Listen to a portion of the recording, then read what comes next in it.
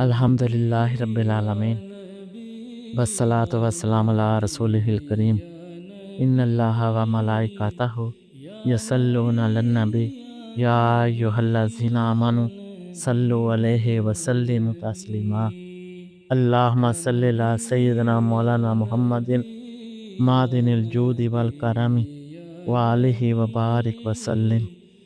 اسلام در حقیقت دین محبت ہے۔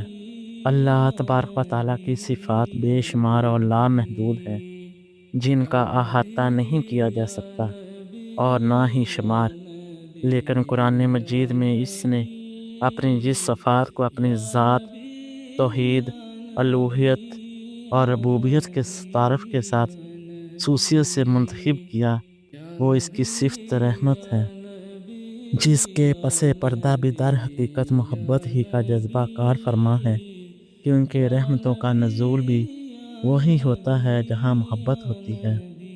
اسی طرح حق حضور صلی اللہ علیہ وآلہ وسلم کی ذات اقدس اور آپ صلی اللہ علیہ وآلہ وسلم کی نبوت اور رسالت میں ہر حوالہ سے نہ صرف انسانوں بلکہ جملہ مخلوقات سے محبت کا جذبہ غالب و برتر نظر آتا ہے۔ قرآن مجید ہو یا آپ صلی اللہ علیہ وآلہ وسلم کے فرامین و اعمال، ہر جگہ محبت، شفقت اور رحمت کے حسین مناظر بکثرت و نمایاں نظر آتے ہیں۔ یہی صورتحال دین اسلام کی ہے۔ اللہ تبارک و تعالیٰ نے دین اسلام کی جملہ تعلیمات میں رحمت، محبت، شفقت، نرمی، لطف و کرم، عفو و درگزر کو بنیادی اہمیت دی ہے۔ دین اسلام کی جملہ تعلیمات بالواسطہ یا بلا واسطہ محبت ہی کے تصور پر قائم ہیں۔ دین اسلام کے دین محبت ہونے کی اس سے بڑی دلیل اور کیا ہو سکتی ہے کہ قرآنی تعلیمات کے ساتھ ساتھ آقا حضور صلی اللہ علیہ وآلہ وسلم کی سیرت، قول و عمل اور تعلیم و تربیت کا سارا خلاصہ ہی بنی نوع انسان اور ساری مخلوق سے محبت و شفقت ہے۔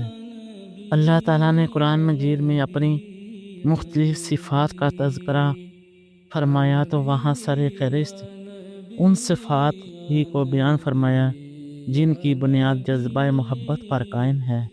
وہی اللہ ہے جس کے سوا کوئی معبود نہیں، حقیقی بادشاہ ہے، ہر عیب سے پاک ہے، ہر نقص سے سالم اور سلامتی دینے والا ہے، امن و امان دینے والا اور معجزات کے ذریعے رسولوں کی تصدیق فرمانے والا ہے، محافظ و نگہبان ہے۔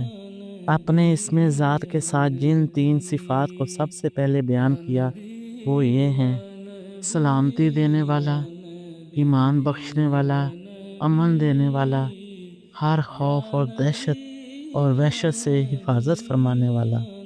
جب ہم اپنے ذہنوں میں اللہ رب العزت کی ان صفات کا تصور قائم کرتے ہیں تو اس کی جمیع صفات میں سے امن و سلامتی دینے والی، حفاظت کرنے والی اور شفقت و رحمت عطا کرنے والی صفات کا تصور بھی غالب اور نمایاں نظر آتا ہے، اس لیے کہ ان صفات کی بنیاد ہی محبت پر قائم ہے۔ وہ اپنی مخلوق سے محبت کرتا ہے، وہ اپنی مخلوق کو سلامتی اور امن دینے والا اور ہر خوف و دہشت سے حفاظت فرمانے والا۔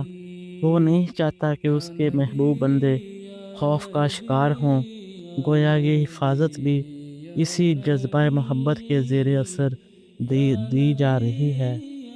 اللہ رب العزت نے سورہ بروج میں اپنا ذکر کرتے ہوئے دو صفات بیان فرمائی ہیں: بڑا بخشنے والا، بہت محبت فرمانے والا ہے۔ گویا تقاضائے دین یہی ہے کہ ہم حضرت ذو مصری کے اس فرمان کے مصداق اللہ تعالیٰ کے اخلاق جمیلہ میں رنگ جائیں، کیونکہ یہی کمال بندگی و مسلمانی ہے کہ ہم اللہ کے اخلاق حسنہ میں رنگے جائیں۔ اللہ تعالیٰ کا خلق تو هو الغفور یعنی بہت معاف فرمانے والا ہے۔ ہم اپنی زندگیوں میں جانچ کر دیکھیں کہ ہم کتنا معاف کرنے والے ہیں۔ اللہ کریم نے غفور کے ساتھ اپنی دوسری صفت الودود بھی بیان فرمائی۔ اللہ تعالیٰ کا اپنے دو اسما کو جوڑنا حکمت کے تحت ہوتا ہے۔ ان کے نزدیک ایک معنوی ربط ہوتا ہے۔ سوال پیدا ہوتا ہے تو وہ کیسے اور کیوں معاف کرتا ہے؟ اگلے اسم کے ذریعے اس کا جواب دیا کہ وہ ودود یعنی محبت کرنے والا ہے، اور جو محبت کرتا ہے وہ معاف کر دیتا ہے۔ اللہ تبارک و تعالی امت مسلمہ کو اسلام کے حقیقی تعلیمات کما حقہ سمجھ کر ان پر عمل پیرا ہونے کی توفیق عطا فرمائے، آمین، بجاہ سید المرسلین صلی اللہ علیہ وآلہ وسلم۔